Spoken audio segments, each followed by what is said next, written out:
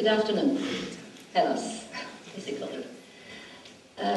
I didn't actually understand the whole thing, but I will introduce myself again. My name is Handan Boyce. I'm at the present the director, the general manager of Haliç Congress Center, Istanbul. It's one of the newest Congress Center and the biggest and the most beautiful. And I was the previous director of the Convention Bureau. Actually, I worked for the Convention Bureau 7 years. I would say that I was on the wheel, actually driving seat for 7.5, 8 years when the Convention Bureau was started to be really active for the media industry, Istanbul. And also I'm the president of the MPI Turkey, and previously held 4 years in the ICA board.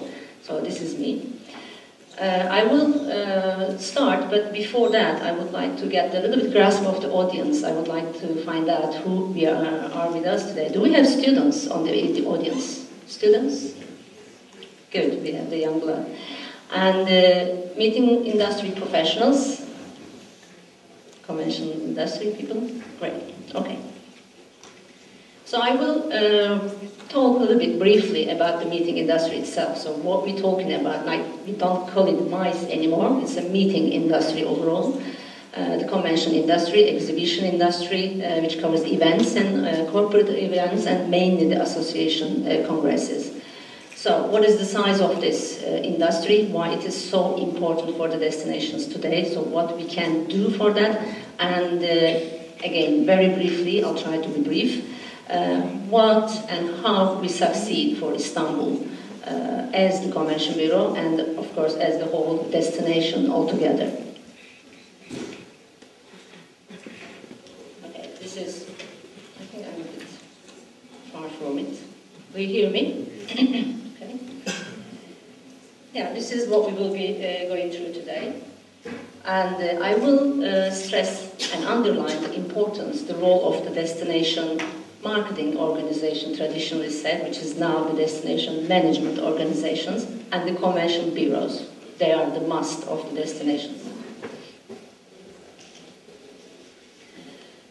Okay, the meeting industry overall actually has seen a tremendous growth, mainly over the last decade. It's still intensely growing market, and therefore there is a fierce competition among the destinations. Now we have, around the world, on the globe, 200 destinations truly fighting, competing with each other to get the convention business into their destination. So of course, within this last decade, when we've also gone through the economic downturns and the turmoils, the governments, the local authorities, they discovered that the meeting industry means a lot, has a great economic impact for their city. But that would be a little bit narrow looking, you know, if you consider the meeting industry and just, you know, appreciate this industry for the sake of the economic impact, that would be a little bit traditional way to look at it. So, obviously, any destination who wants to have a share from this growing, huge market, they need to have a marketing activities focused on these strategies, and definitely has to have a convention bureau. Because it's a market of specific knowledge. It's a market that's not completely different from the leisure tourism, and the meeting industry, it's definitely not a tourism activity. It has its own dynamics. It's a completely different industry which affects 40 different sectors and almost 1/3 of the whole tourism activities on the world. Okay, so I will go through briefly what was the traditional viewpoint for the meeting industry. Yes, the international events, congresses, conventions, all international events, they have the high value of subset of tourism. So there is direct employment, a direct economic impact on the destinations, which is most of the time is a bit hard to track because many destinations, except a couple of them like Canada, States, France, and now in England, they don't have the data to figure out what is the real impact of this industry. That is a bit lacking actually for the industry, and which will be recovered over the next 10 years, over the next decade. obviously, meeting delegates, every single of them can be your decision makers for the next events. They are all return business with their families, with their group of people, especially if we know that the most of the meetings taking place in the cities, they are the medical congresses. So this social level of these delegates are high, so they are all decision maker themselves.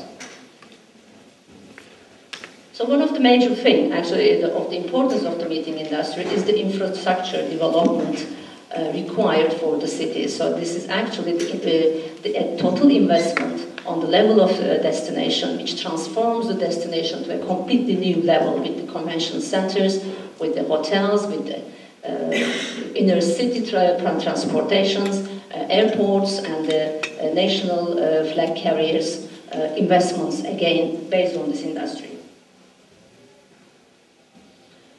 So these were the facts that known. These are the traditional point of views, but the meeting industry leaders now they are coming up with the alternative values for the industry and viewpoints, just a little bit further than the economic impact of it. So the students, the new young people, young professionals, they have the platform to develop themselves. They will have the platform to exchange knowledge. All your doctors, nurses, with every single event coming to your town, not necessarily medical sector, of course, they will find a platform to engage with the global industry of their sectors and develop themselves. And the destination has the chance to develop these sectors if it's not been developed before.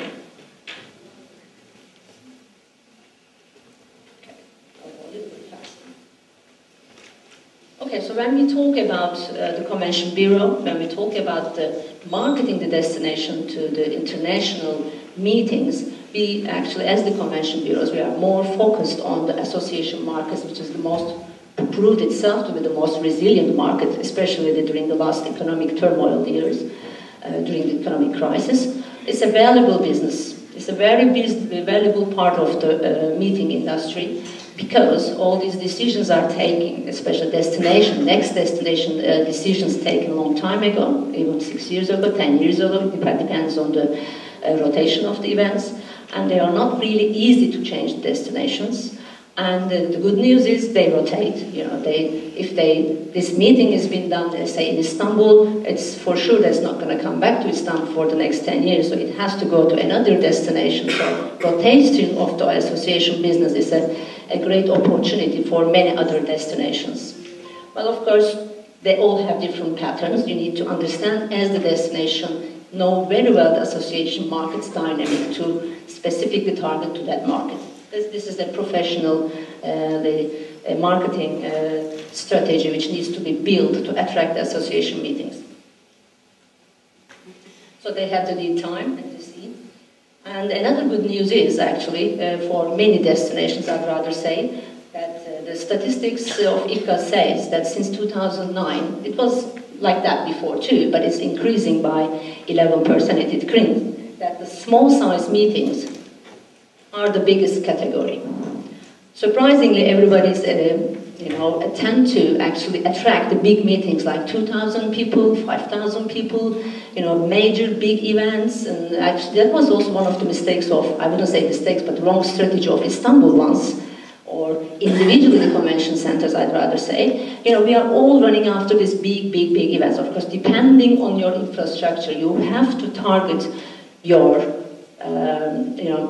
marketing to the specific events as well. So that's again, I'm coming back to the necessity of the Convention Bureau, because you need a research on these association meetings, how many meetings there are, what is their rotation, when they had been before, whether you can accommodate them in your city or not. Why it says this is good news? Because small-size meetings percentage now is more than between 50 people to 150, even from up to 1,000 delegates conventions, they're about 70% altogether.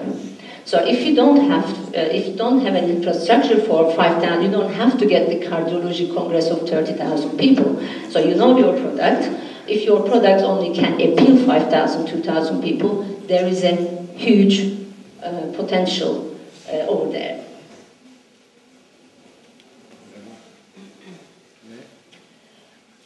Okay, without going one by one, these are the traditional requirements of a destination, obviously. You know, you need to have we listened with the previous since this morning with the speakers, that you need to have accessibility, obviously. Any destination who wants to receive international business has to have an international accessibility, whether by air, I mean, for the conventional business congresses, mostly by airlines, obviously, and by road, by train, especially within the Europe, for the European meetings. The road transportation and the train transportation, for also the sake of the green meetings, is more preferable. But if you are running after the international events, worldwide events, yes, you need to have a good transportation infrastructure and airport, and of course the airlines, not only your national airlines with direct flights to certain destinations, but the good connections or different airlines serving to your destination. So convention centers, again, I will explain a bit more when I'm talking about Istanbul. Yes, you need to have convention centers, not necessarily, as the gentleman was explaining, the biggest one, but a good product which would deliver the requirements of the clients, of the need. But obviously, if you look at it for the future years, you need venues with a good AV technology requirements, because this is the future, that's for sure, and flexible venues, that's the future too, so I will talk about a little bit later on. So when we come to the additional that you need to have accommodation facilities, obviously different varieties, as has been explained before, I'm not going to go one by one, and you definitely have to have experienced industry players in your destination. You know, the service is the most important thing. That's underline this fact once again. I mean, I attended the ICA Congress. ICA is, all the meeting industry professionals gathering together. So, we all know what we're looking for. And I'm not going to mention the name of the destination, but it wasn't a successful one because the service provided to the delegates was not up to the meeting standards. Not the convention center, not the hotel. I mean, the service was not there, so it affected the whole impression of us about this destination, which is a shame, actually, because we could go back as leisure tourists. But because of this sort of unsatisfactory experience, the image of that destination in our minds, because every single of us, we are talking to each other. So what is the most important thing in marketing is word of mouth marketing. If we were pleased with the destination, believe me, we could talk to the buyers, to the different clients, and we exchange a lot of information among us. So this is a fact. So there comes your human resources, there comes the next generation, the students, which are the future leaders, they need to be integrated into the system. So this is a whole planning, a strategy when you want to be a meeting destination. It's not just the building itself, they don't mean anything, to be honest. Okay, the future trends will definitely be the flexibility, because most of the clients nowadays, most of the buyers, as we call them buyers, but it's okay, associations or corporates, these clients, they are mostly cost sensitive, so the lead times are shorter. If they want a meeting, they want it in 6 months. It wasn't like that before. They want it in 2 months' time. This is not for the associations, but even the association meetings, they are getting shorter and shorter in lead times. I was very surprised when I took over at the beginning of 2011, the Congress Center. I said there was no marketing effort been done before. I said probably we're not going to have any international meeting in 2012-13. Forget about it. But I was surprised myself that even now we get meetings, association meetings, not the big huge ones which need more planning time obviously, but 1,000, actually it's not a bad business, isn't it? 1,000 delegates or 800 delegates from this year to 2013. So the trends are changing, so you have to be yourself, your venues, your destination has to be flexible and innovative, and definitely have to be the strategic partner of these clients. That's for sure. I just put this subsidized, but I'm not going to mention about that, so this is another new trend among the destinations. It's sometimes called bribery in our industry. Some of them are against it, some of them are for it. Some destinations are applying the subsidies supported by the government. If you bring me 2,000 people, I'm going to give you the welcome reception. This is the most naive one, I think. And, I'll pay this much. As simple as that. But, to bring the business in, yes, there are many different methods. The most important one, I think, is targeted marketing and lobbying. So, I'm still going to talk about Istanbul, so I'm just going to go very briefly off this. We all agree, I think, I don't need to repeat it again, that any destination taking serious the economic growth of their community has to invest in tourism and mainly in the meeting industry, that's for sure. And to be able to do that, you need an organization, a destination marketing organization. Let's name it CVB. It has all different forms and structures all around the world. But I will continue as the Convention Bureau, CVBs. You need to have an umbrella organization, not just for the marketing as it was to be, as a leader of the destination, a strategic leader. Because this body has to organize the future planning, not just do the marketing, and bring all the players together, not only the private sector, but the public-private sectors. So otherwise, everybody, which was the case in Istanbul once, everybody does something but doesn't have a unity. So, as we've been talking about the brand identity, different products, and what will be the slogan. We had 3 different slogans for Istanbul. Everybody was saying something else. And the brand identity, you can have more than one. You can be the most romantic place, most cultural, most historical, the fashion center, a business center. Yes, which identity is targeted to which, a group of buyers, it requires a strategic planning. So for that reason, you need a CVB. I remember, I know, because I was here in 2009, again, very kindly invited to make a speech in Thessaloniki, and we had colleagues from the Convention Bureau then, and I believe that there will be another one in the near future. Because the CVBs, they do, unless you have a Convention Bureau as a meeting destination, to be very honest, you're not taken serious. Because Convention Bureau is a reference for a city. If you have a bureau, that means you are professionally, you know what you're talking about, you know the industry, you know what you're doing, and you organize your city. Otherwise, this is a one-stop shop. Otherwise, the buyers, they don't know, the clients, they don't know where to go. We had quite challenging times to convince the people in Istanbul that CVB is not a competitor to the PCOs. But it took a bit of time. I'll explain that a bit later. Okay, this is the picture of Istanbul from year 1996. Before that, the major meeting was the Habitat in 1996, which demonstrated, which showed that Istanbul can handle. It was a meeting of 8,000 plus delegates, which showed that Istanbul is up to cater big events. That was a sort of the first reference, let's say. But the infrastructure wasn't there at that time. So it was a governmental meeting, obviously, and it was invited by the government. So following that meeting, the local authorities and the government also realized that there is something in this activity, It really affects the city's movement, let's say, towards the future. It did actually. With the other meetings that we invited to Istanbul, we have now 3 convention centers. I would say it was a milestone of the city, and the ICVB's foundation in 1997, it was the most important day, I think, for the future of Istanbul.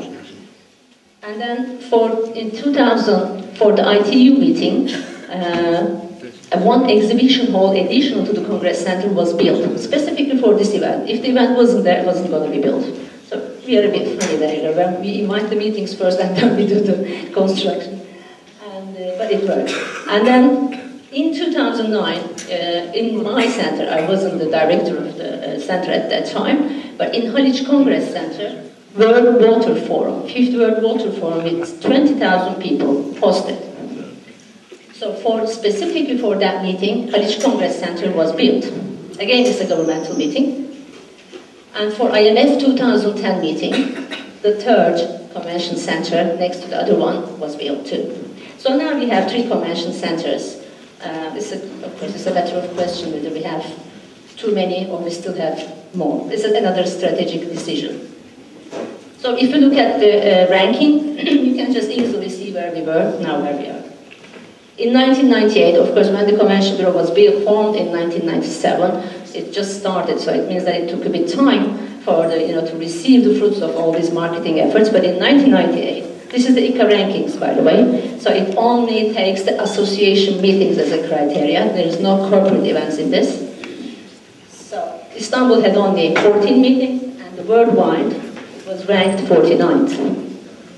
Now, 2009, we were 17 with 80 meetings, and last year's statistics says that we are 9th with 113 international meetings. That also fluctuates a little bit with the information you provide to ICA, obviously. And on these rankings, EU meetings, the meetings rotating within the EU plays a very important role too. As you all know, Turkey is not an EU country.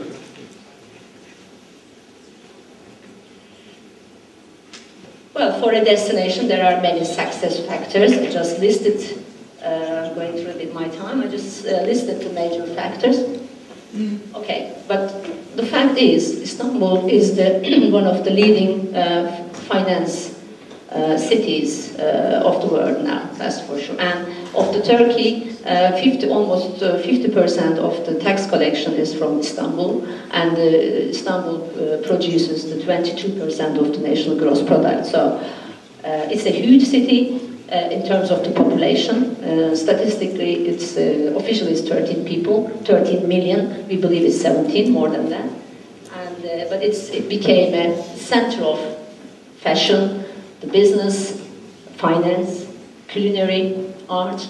I mean, in my convention center a week ago, we hosted the Royal Dutch Philharmonic with the presence of the Royal Prince and the Princess. We will be hosting the New York Philharmonic. You see, it's that when you become a cultural center, art center as a city, then if you have the infrastructure available, then business starts after your reputation, after your successful events, hostings, and references. The business starts flowing into the city.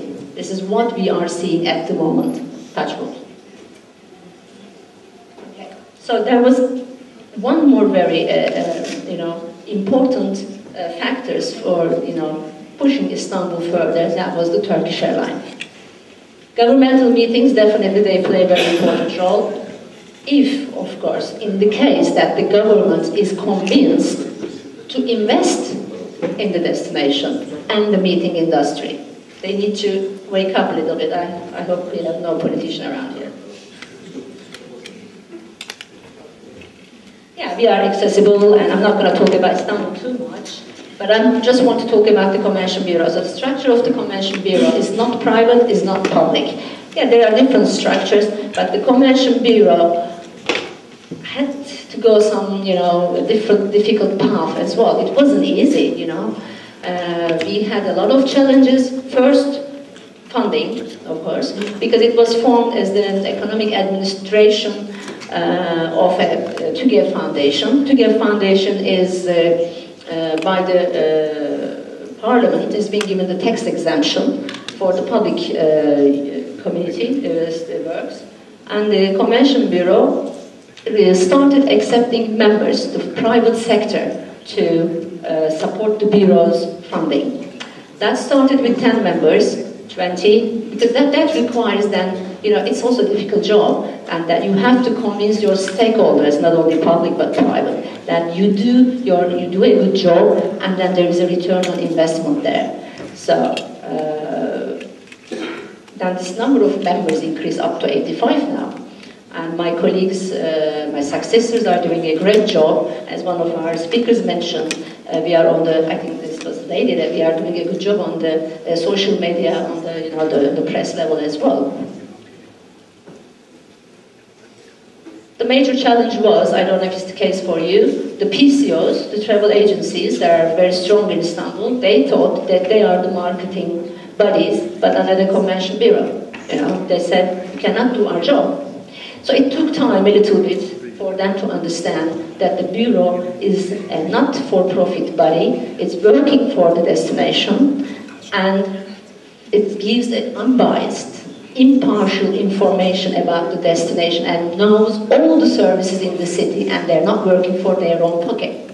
That's an important thing, of course.